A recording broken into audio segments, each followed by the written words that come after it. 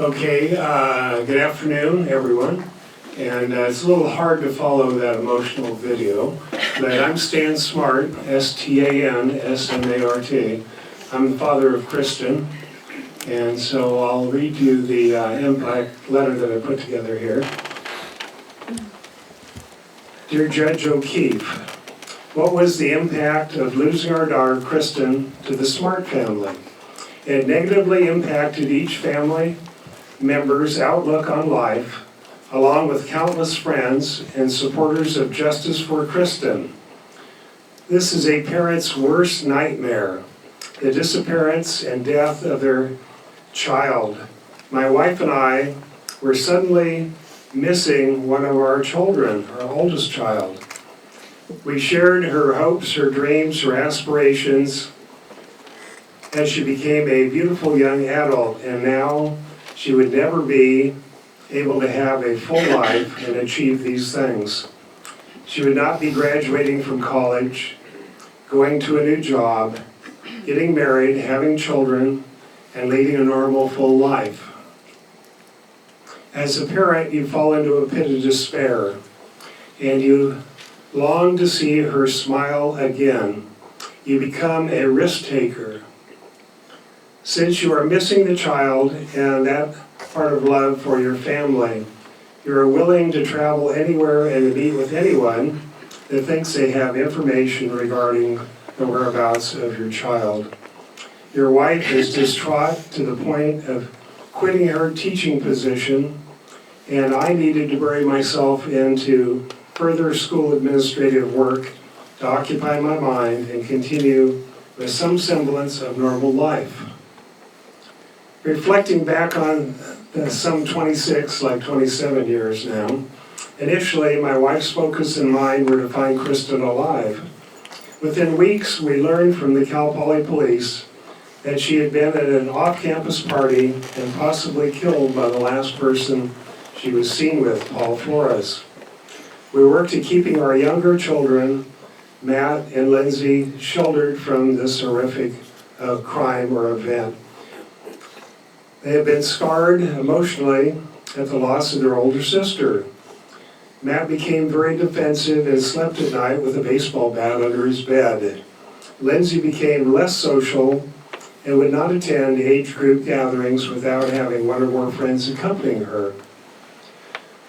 The murder of our eldest child added considerable stress to our marriage. We would never have seen Kristin's smiling face again. We would never see it again. The feeling of her hugs, her kisses, enjoying her company, and being able to watch her learn to cook and to travel the globe with us. Our family has to spend the rest of our lives adjusting to this reality that Kristin was stalked, drugged, raped, and horrifically murdered by Paul Flores. He and his family have continued to hide her remains and deny our family the opportunity to bring home for an appropriate funeral. But the first of these years during her disappearance,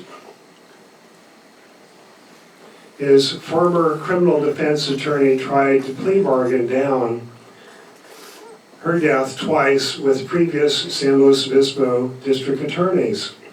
The attorney was offering for Paul Flores to lead law enforcement to our daughter's remains if and only if he was charged with an infraction or a misdemeanor. It is now abundantly clear that Paul and his family, and all of them took the fifth, not to incriminate themselves, and have no remorse for taking our daughter's life and are unwilling to assist in locating her remains. Judge O'Keefe, for these reasons, I feel strongly that Paul Flores should receive the maximum sentence for first-degree murder, especially since he committed this horrific murder and continues to hide her remains. This is devastating to our whole family, relatives, friends, and community supporters. We are no longer a whole family of 2 parents and 3 children. Suddenly, all of this was totally disrupted, and our family life, which was turned upside down, when the murderer, Paul Flores, callously took our daughter's life.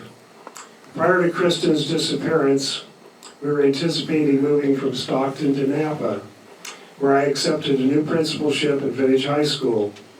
Now all of that energy was shifted to locating our missing daughter.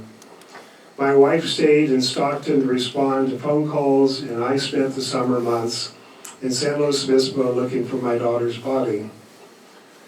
We stayed in touch daily using a portable phone. There were no cell phones at the time. The phone was about as large as a shoebox. I organized numerous searches and in and around the campus and along the coastline. Community members assisted and local merchants provided lunches and drinks. The searches were not productive, and I became more and more frustrated in the months and years of searching that followed. At the time of Kristin's disappearance, there was a huge water pipe being installed near the campus, and they had an open trench. And also, the Cal Poly Fine and Performing Arts building was being constructed on campus. Both had to be investigated as possible burial sites. And the campus, the mountains, lakes, and without any productive results. Additionally, we worked closely with the news media to keep our daughter's missing case alive in the public eye. We spent time appearing on at least 5 television shows.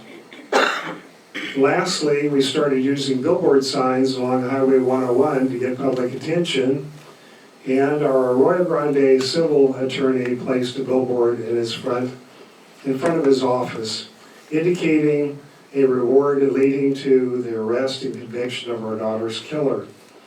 Our family continued to suffer at the loss of Kristin. Fortunately, the billboard caught the attention of a young man named Chris Lambert. And he researched the disappearance of Kristin and decided to tell her story as a podcaster.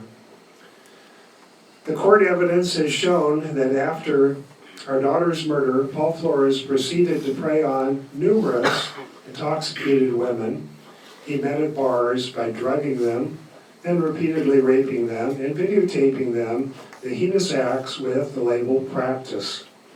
He definitely has demonstrated a proclivity to this type of unlawful, abhorrent behavior during the past 26 years.